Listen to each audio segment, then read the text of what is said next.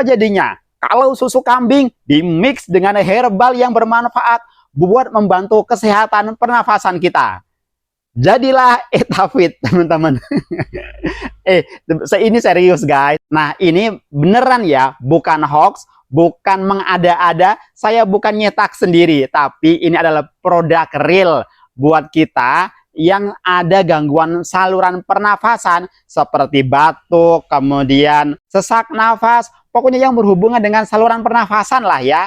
Coba teman-teman cek di keranjang kiri bawah. Ini saya rekomendasikan banget. Kenapa? Karena saya sendiri sudah coba dan alhamdulillah membantu banget.